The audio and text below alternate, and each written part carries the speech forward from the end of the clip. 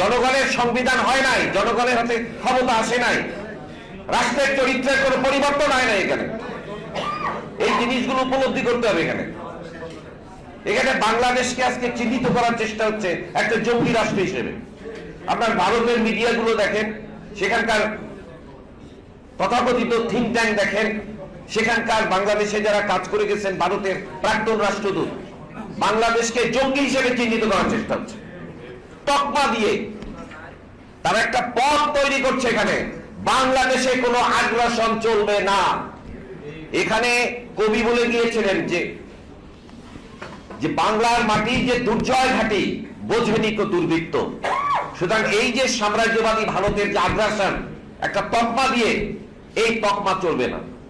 অনেক বক্তা খুব সঠিকভাবে বলেছেন, এই গুম হওয়া পরিবারের যে কাহিনী বা যারা গুম হয়েছেন, সেই জীবন কত কষ্টকর, কত বিভৎস, সেটা বলা যায় না।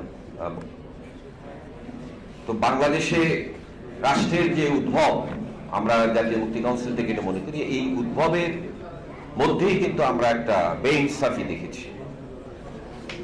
৭১-এর মুক্তিযুদ্ধে যে ১৯৫ জন পাকিস্তান সেনাবাহিনীর অফিসার যারা সুনির্দিষ্টভাবে যুদ্ধাপরাধের অভিযুক্ত ছিলেন, তাদের কিন্তু বিচার হয়।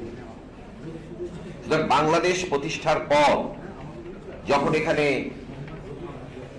বামপন্থীরা, যারা সেই সময় শেখ মুজিবুর রহমানের সরকারের শাসনের বিরোধিতা করেছিলেন, ফ্যাসিবাদের বিরোধিতা করেছিলেন, আমাদের প্রায় ৪০,০০০ বামপন্থী কর্মীকে হত্যা করেছিল রক্ষী বাহিনী।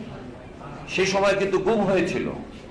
আজকে যেমন গুম নিয়ে আলোচনা হচ্ছে, গত ১৫ বছর প্রতিবাদ হচ্ছে, কমিশন হয়েছে, কিন্তু শেখ মুজিবুর রহমানের শাসন আমলে ৩.৫ বছরে কি হয়েছিল তা নিয়ে খুব একটা আলোচনা আমরা শুনি না।